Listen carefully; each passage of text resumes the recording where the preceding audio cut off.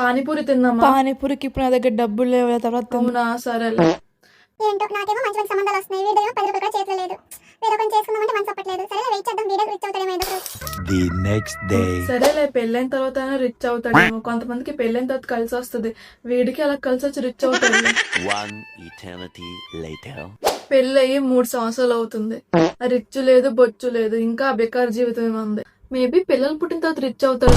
అమ్మ school project కోసం money కావాలి. స్కూల్ ప్రాజెక్టా? మీ నాన్నకి అడిగేసి ఇస్తానులే. అసలుకే మన పరిస్థితి అంతంత మాత్రాన్నే కదా, నువ్వు బయటకు వెళ్ళి ఆడుకో సరేనా? పిల్లలు పుట్టిన తర్వాత కూడా ఇంకా రిచ్ అవ్వలేదు, ఇంకెప్పుడు రిచ్ అవుతాడో ఏంటో. సర్లే, ఇన్ని రోజులు వెయిట్ చేసాం కదా, ఇంకొన్ని రోజులు వెయిట్ చేద్దాం, ఏమైపోద్ది. ముసలైపోయావు నువ్వు, నీకోసం వెయిట్ చేసి చేసి నేను కూడా ముసలైపోయాను. జన్మకి రిచ్ అయ్యే అదృష్టం దొరకలేదు.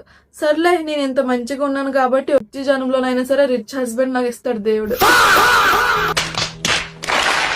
పానీపూరి తిందామా? పానీపూరికి ఇప్పుడు నా దగ్గర డబ్బులు లేవు, తర్వాత తిందాం. అవునా, సరేలే.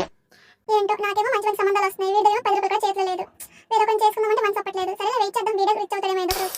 The next day. సరేలే, పెళ్ళైన తర్వాత రిచ్ అవుతాడేమో. కొంతమందికి పెళ్ళైన తర్వాత కలిసి వస్తుంది, వీడికి అలా కలిసి వచ్చి రిచ్ అవుతాడు. One eternity later.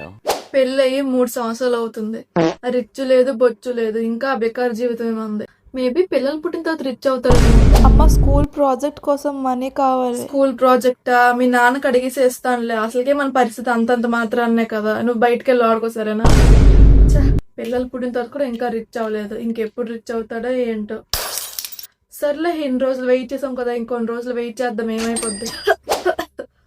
ముసలైపోయావు నువ్వు, నీకోసం వెయిట్ చేసి చేసి నేను కూడా ముసలైపోయాను. జన్మకి రిచ్ అయ్యే అదృష్టం దొరకలేదు. సర్లే, నేను ఇంత మంచిగా ఉన్నాను కాబట్టి వచ్చే జన్మలోనైనా సరే రిచ్ హస్బెండ్ నాకు ఇస్తాడు దేవుడు.